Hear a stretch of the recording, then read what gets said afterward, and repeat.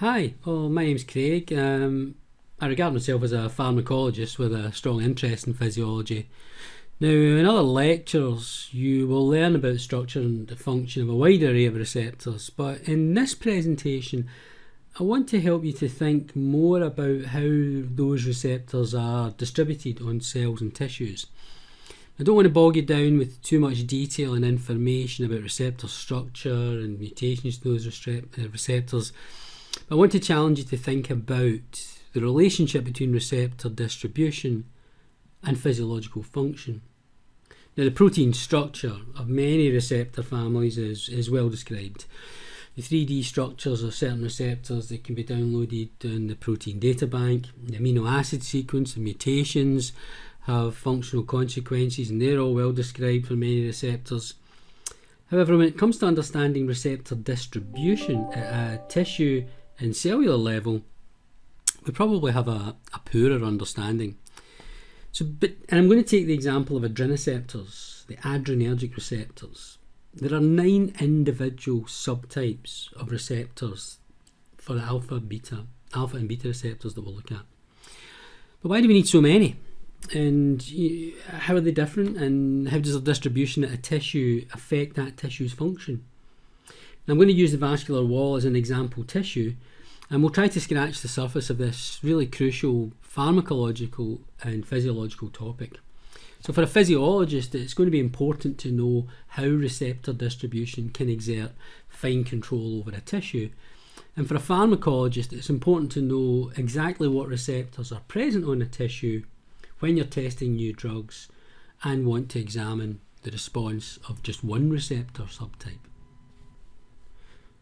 So here are the intended learning outcomes for this session. So by the end of this session, you should be able to discuss the importance of receptor distribution in the fine control of physiological systems. You should be able to discuss the different drug affinities within receptor subtypes and citing examples. And you should be able to discuss the mechanisms required to permit the same receptor to have different functions in different cells. So first we need a plasma membrane, and into this we can draw a 7 transmembrane domain receptor. We can make this a G protein coupled receptor, a GPCR, by adding a G protein, which has 3 subunits, alpha, beta and gamma.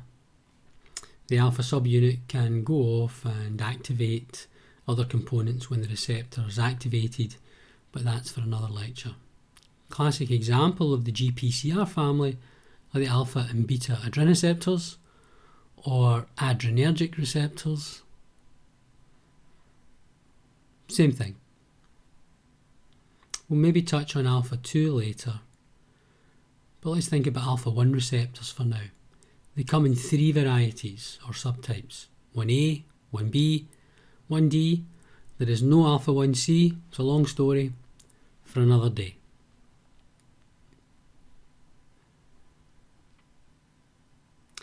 So here's a blood vessel.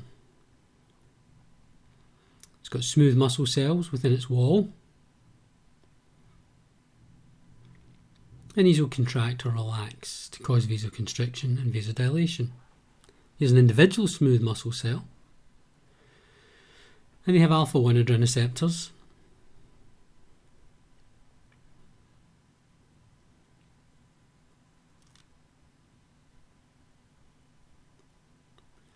And these can be acted upon, these alpha 1 receptors can be acted upon by an alpha 1 agonist or stimulant drug or hormones such as adrenaline.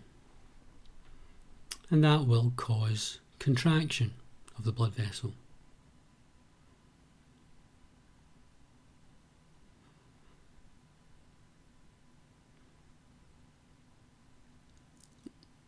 Stimulation by adrenaline of the alpha 1 receptors will cause contraction in the smooth muscle cells.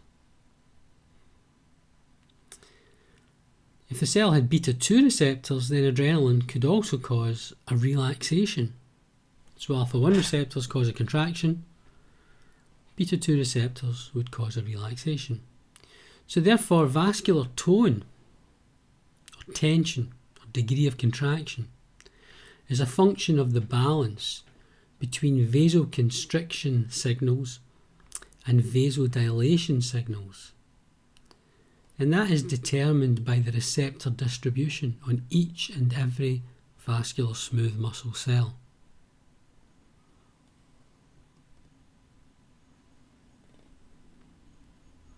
So receptor distribution determines the degree of tone within the blood vessel wall. In order to see receptors, we can use laser scanning or fluorescence microscopes and fluorescent drugs. Here we see a fluorescent form of prazosin. That's an alpha-1 adrenoceptor antagonist. Here's the fluorescent part of the molecule.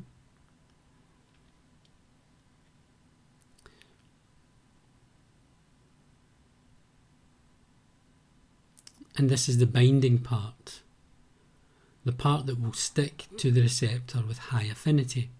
If we shine light of a specific wavelength on the drug, it will fluoresce and we can see the location of the receptors to which it's bound. And on the left we see a different fluorescent drug that binds to cannabinoid receptors, in this case CB1. It's got a receptor binding part and a fluorescent part. So the table, which comes from the IUPHAR Guide to Pharmacology, shows the affinity of adrenaline at the 9 different adrenoceptor subtypes.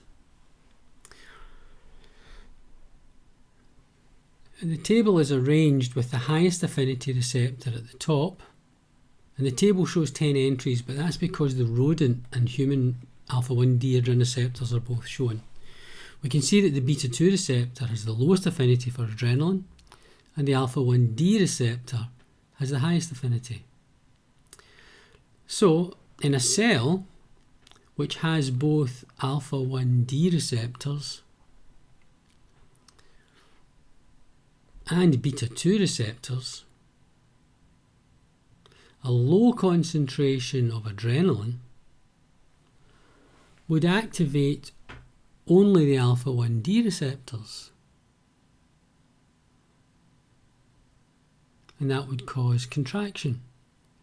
But a high concentration of adrenaline could activate both contraction and relaxation simultaneously, and so the degree of vascular contraction would depend on the drug concentration, receptor affinity, and the receptor distribution in each and every cell.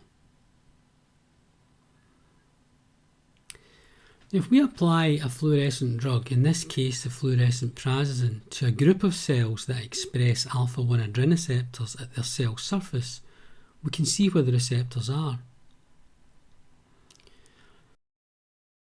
However, what we see is that the binding is both diffuse and clustered. And furthermore, it's also clear that small clusters of receptors inside intracellular vesicles are extremely mobile. So now we need to think of the receptors as moving targets within the cells.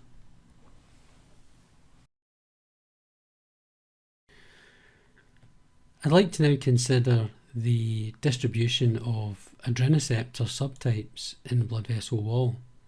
So I've got here a cross-section of a blood vessel, which should be familiar to most of you. It has an adventitia, a media and a lumen, which I'll label. So our adventitia would be out here.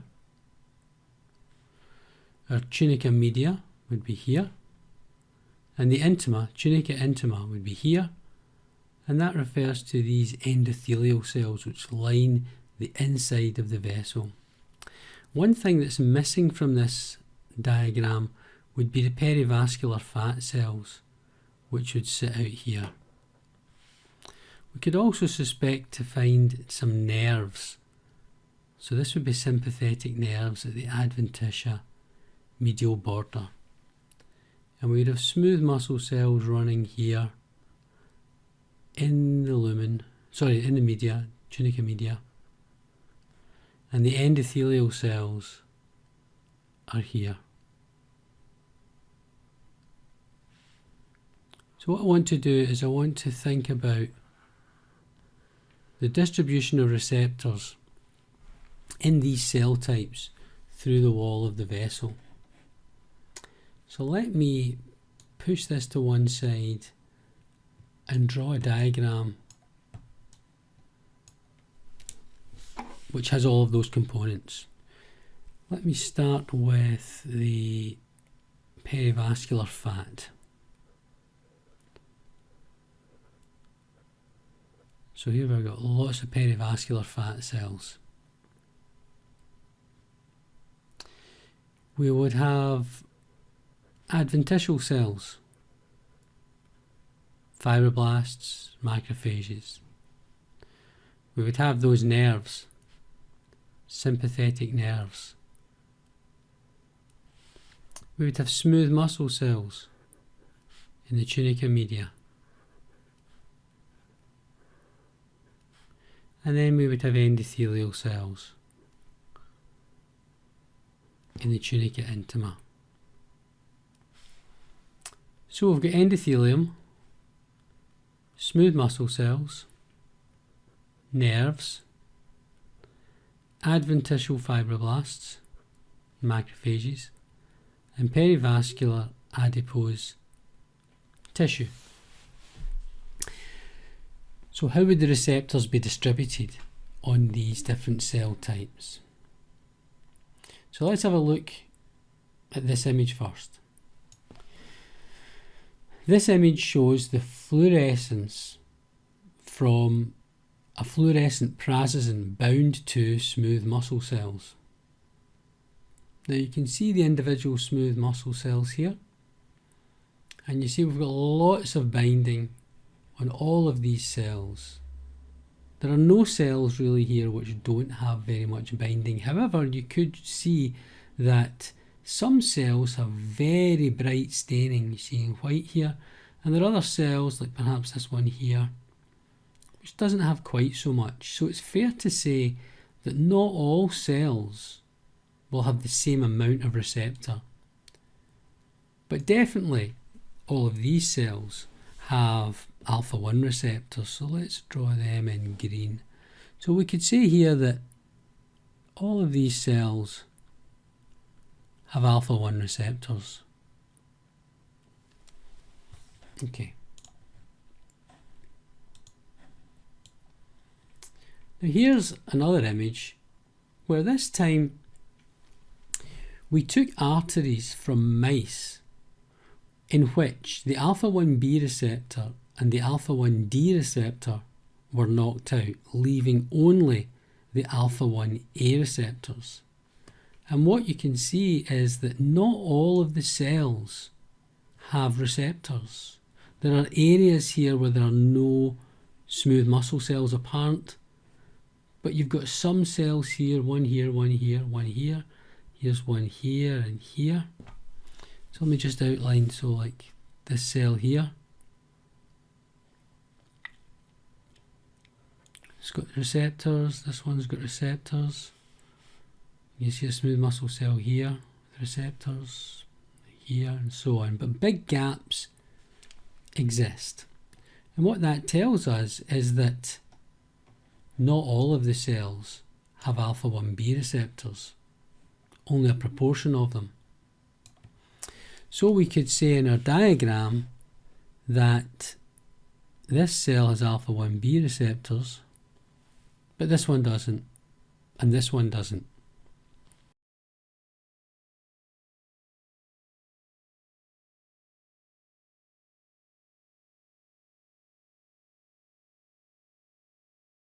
This cell here may also have some 1A, but this might only have 1A. This might only have 1B, and there are various combinations. So what we say is that the smooth muscle cells are heterogeneous in their distribution of the receptors.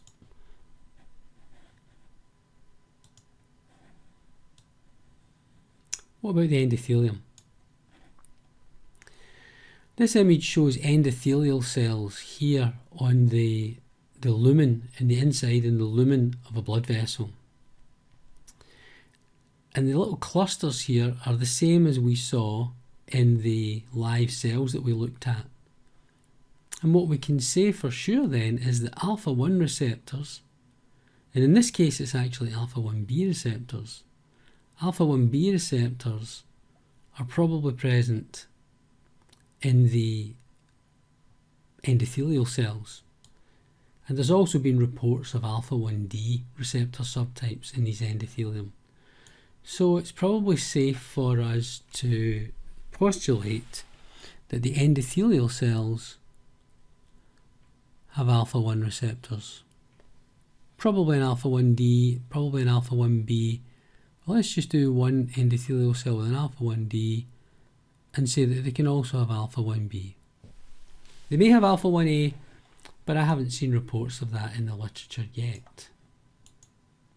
All of these images are collected using laser scanning confocal microscopy.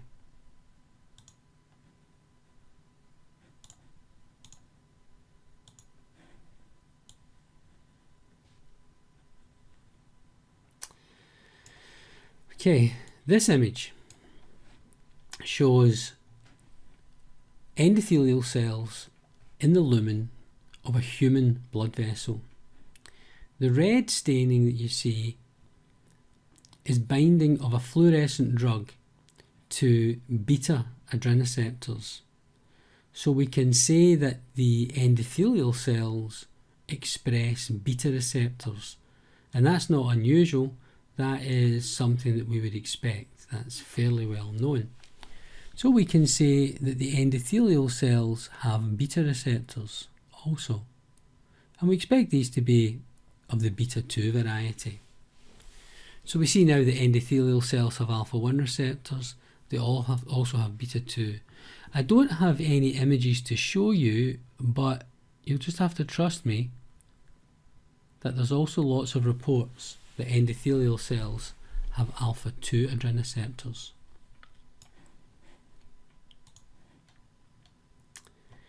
Okay, let's look at the nerves. This image here shows the adventitia of a blood vessel. These fibres are, the green fibres you see here are elastin or collagen, and the big red structure you see is a sympathetic nerve. It has a lot of red staining on it, which tells us that the nerve has beta receptors. So what we can do is on our nerve, we can say our nerves, the varicosities that release the neurotransmitter, have beta receptors. So I'll put in a beta receptor there. We also know that nerves have alpha-2 receptors. And that's something that you will probably learn in other lectures. So, the nerves have beta receptors. They also have alpha-2 receptors, but I don't have an image of that to show you. This is an adventitial fibroblast.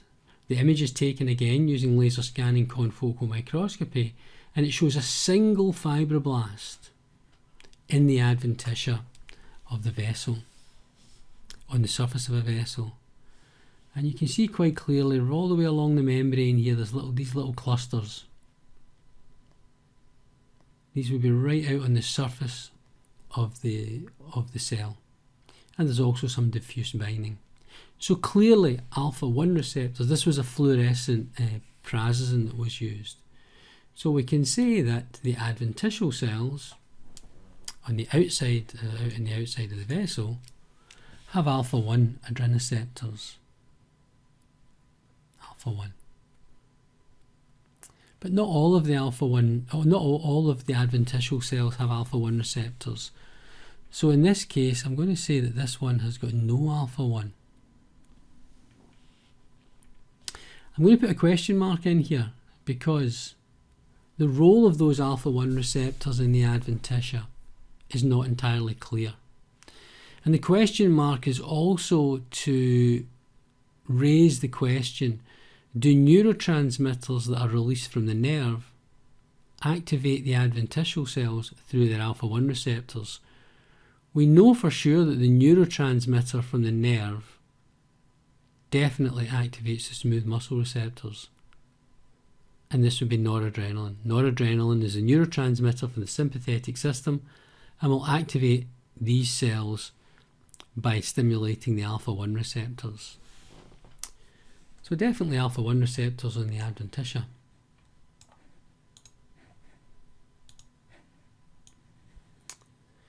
This image was taken from a study where we examined both alpha receptor and beta receptor, and we used a red stain, a red drug, to visualize the beta receptors. And I think what you can see quite clearly here is that there are some smooth muscle cells which are very red, some individual cells which are very red. This tells us that those smooth muscle cells express high concentrations of beta receptors, because this is a beta agonist, a fluorescent beta agonist binding to those receptors. Some of the cells are very green, some of them are very red, and so what that tells us is that some cells have mainly alpha-1 receptors, some cells have mainly beta receptors, and some of the cells which are yellow, and you can see this cell here, this cell here, which is kind of yellow, has an equal concentration of alpha and beta. So that means that in our diagram of smooth muscle cells, what I could do is I could draw another smooth muscle cell here, which only has beta receptors, and I'll put in lots of beta receptors here. And there are some cells which have alpha and beta, but there are some cells which only have alpha.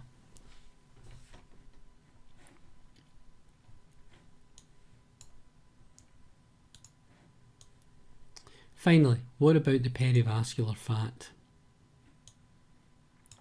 So this image shows a blood vessel which is running here. The blood vessel is running here. Running possibly in this direction. And all around the blood vessel is perivascular fat. The blue staining that you see here is an antibody to beta-3 adrenoceptors. And the red that you see here is a nerve. And you see that the nerve comes very close to the beta-3 receptors. But what it shows us is that some of the perivascular fat has beta-3 receptors. Some of the fat has got no beta-3 receptors at all. Okay, so what that allows us to do is to put some beta receptors on our diagram. So up in our perivascular fat, I can draw a beta-3 receptor. But not in all of them. But definitely in those in those cells where the nerve comes close. And presumably noradrenaline comes from this nerve to stimulate the beta-3 receptor, but there's another question mark as to why that might be. So in summary, the endothelial cells have alpha-1 receptors, beta receptors and alpha-2 receptors. The smooth muscle cells have alpha-1 receptors and beta receptors, but the distribution of those receptors is quite complex. The nerve has beta receptors and alpha-2 receptors. The adventitia has alpha-1 receptors, possibly beta and alpha-2. And the perivascular fat also has beta receptors, in particular beta-3. Now remember what we said at the beginning of this presentation about the response of adrenaline and the fact that it can stimulate both alpha and beta receptors. So what would happen if adrenaline was introduced to this blood vessel? You can see now that it would stimulate all of the cells with different efficiencies, depending on the affinity of the different receptors and the quantity of receptors that is expressed within these cells. Now, it's important that I stress that the actual distribution of these alpha receptors and beta receptors within these cells is not what I want you to remember or to be able to repeat. I want you to think about how the receptor distribution per se in a tissue, in this case a blood vessel, how would that distribution affect the function of the tissue? Or just appreciate that it will affect the function. But what about the kidney, the liver, the lungs and other tissues where you might find alpha receptors and beta receptors? What I want you to think about now is when you hear somebody tell you about receptors and receptors in particular tissues, I want you to think about how are the individual receptor subtypes distributed. And if you think about that, I think it will help you perhaps to understand a little bit more about the complex responses of tissues in response to drugs.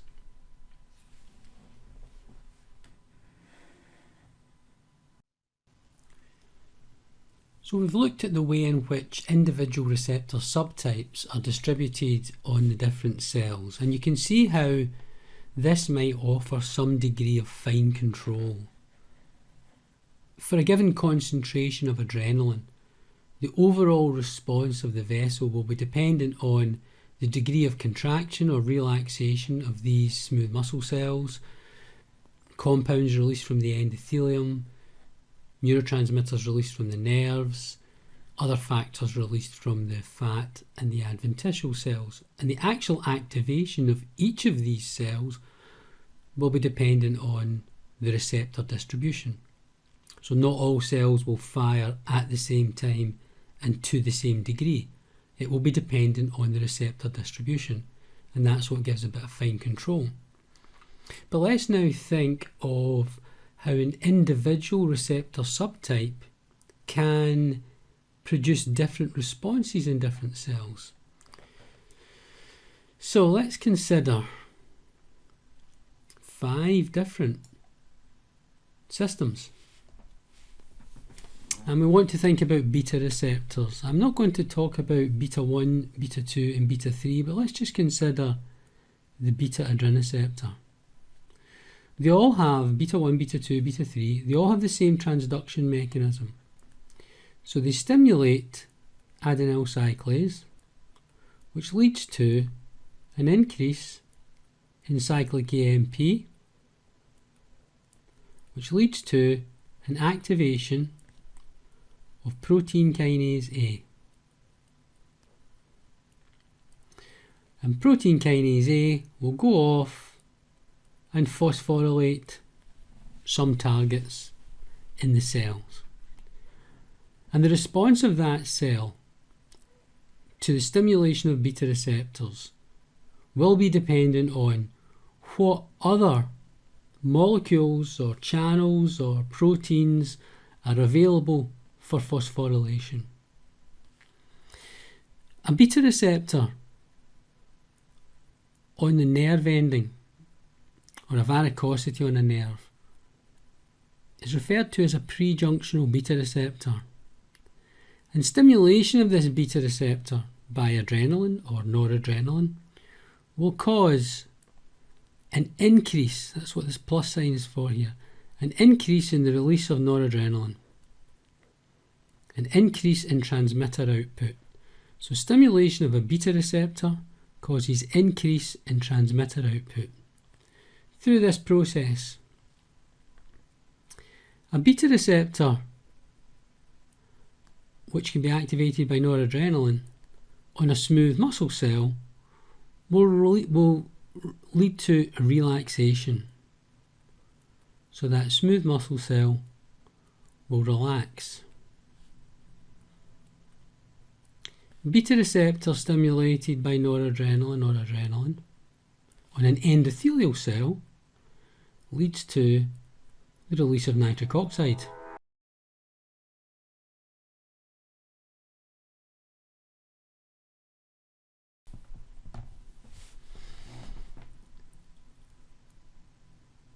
A beta receptor on a cardiac myocyte will cause it to contract.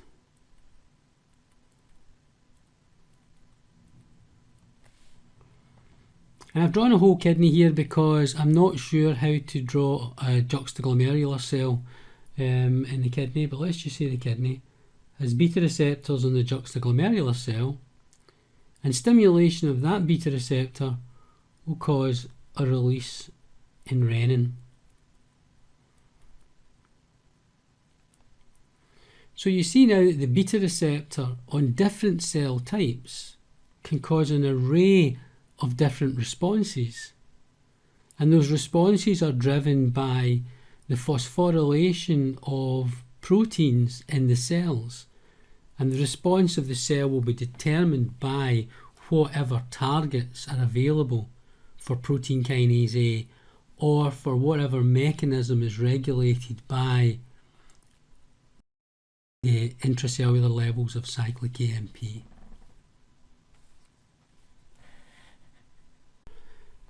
Okay, so to summarise, sure, there was a lot of information there, but as I said at several points, remembering the location of the receptors on the various cells is not the point.